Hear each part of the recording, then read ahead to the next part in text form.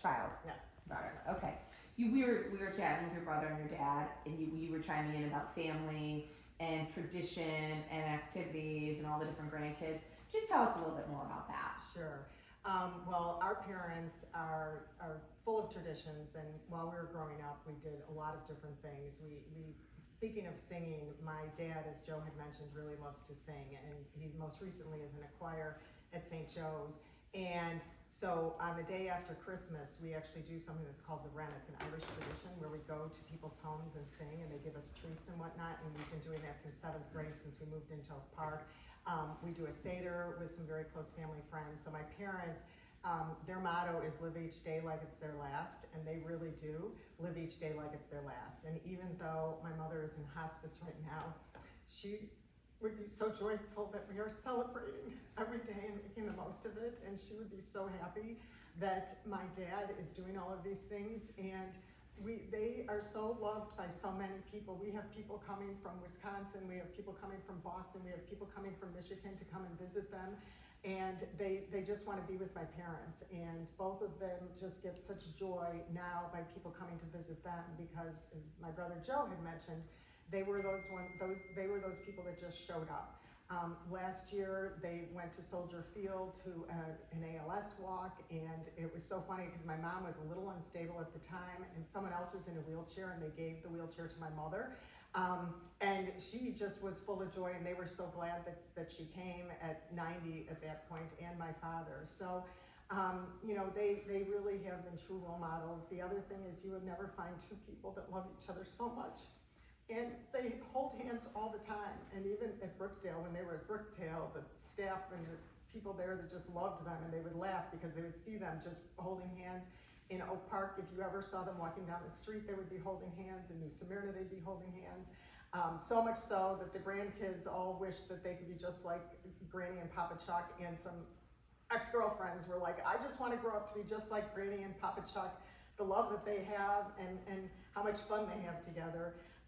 And speaking of dancing, one of their other greatest joys is all the weddings we've gone to over the past 5 to 10 years. They have been the last one on the dance floor of like who's been the longest to get married. And most recently we were in a wedding in Wisconsin, and my brother Paul was like, no, Mom and Dad have to get off the floor. They have to get off the floor. And I said, well, no, they're the last ones. And he goes, Marie, they haven't been married for 72 years. I'm like, oh, I didn't realize that we had passed the 65-year mark yet. But they just didn't want to leave the dance floor, because that's just how they are, and they truly do enjoy every day. And like I said, we continue to celebrate with them and do everything that we can to bring joy and comfort and really fun. Fun is really something that is very paramount in my parents' lives. They have friends that are family to them and to us, and that has really been something that has been a cornerstone of their life. And people just have such amazing stories and are sending us cards and telling us stories about the things that my parents did with them, and the things that my parents have done for them. And people have told stories about my parents helping them with financial things that I had never known. And it's just a testament to the fact that they really are not boastful of how they help other people. And whether it's friends or family, they will be the ones to be first to show up and to be able to help others in any way that they can. And sometimes it's just bringing their joyful personality and sitting with people that really makes them special parents to us, but really just a friend to so many people outside of our own extended family. That was beautiful. I do want to get your take though, because the brothers didn't tell you about the ice skating. Oh yes. Let's chat about that. That would be the injury part. They didn't tell you about their big plan. And so they come back, and now there's a video of your father at nearly 91 in a wheelchair on ice. So the social worker said to help my dad, we should take him out and do things. And so my brother Joe said, okay, well, we'll ask my dad. They said, no. Do you know what your dad would like? And he's like, well, yeah. And they're like, just put your dad in the car and take him and do things, like the things that you think he would like. So that's what they did. So it was so funny. The day that they came, they're suiting my dad up. They're putting on these pants, and you know, his coat, and my brother Paul's giving him his coat because my dad doesn't like the coat that we got him, and I'm not thinking much of it because they oftentimes would take him out to Fort Sheridan and take him to, my dad loves the beach, so I just took him on Sunday to the beach, so they would take him to, you know, for walks and whatnot. So I presumed that's what they were doing, and they were a little coy about it, but I didn't think anything of it. So they take him out, and all of a sudden they come back, and I'm like, say what? Are you serious? And you know, after the first time, I felt a little more comfortable. Some of the videos I was a little squeamish about. And then my dad did have a little minor fall at 4 in the morning about 2 weeks ago, and we went to the hospital at 4 a.m. in the morning.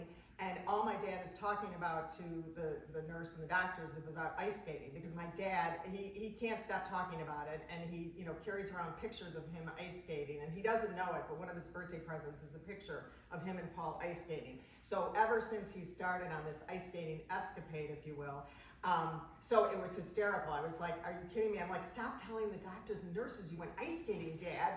They're gonna think we're being terrible at taking care of you, and that's not the way you fell this particular situation. So yes, again, I don't know that I would have endorsed it if they had told me what they were doing, but thankfully it's turned out fabulous, and he's had a great time with it, and it's just been a wonderful experience for him. So we're very excited. Wonderful. Are you going to Florida with him next week? No, Okay. no. Others are going. Yes, yes. We'll Joe go and- swimming with him Yes. next week, right? Dad, you gonna go Swimming. swimming with us? Yeah. Joe Swimming We in won't the sun. tolerate. Swimming in the sun. Yeah. I Yeah, love it. and yeah, and I mean, he just, the sun is so important to him, so he sits out on our driveway for like 3 hours, and he sleeps on our porch during the day, so he's really yearning for that. And in the bedroom, we try to keep as much sun as possible, so he'll go down there, and when they used to go down, he'll just come back with so much more energy, and it will be a real gift for him to be able to go down there again this year. Wonderful. Anything else? 4 o'clock in the morning, you go. 4 o'clock in the morning. Yeah, you're right.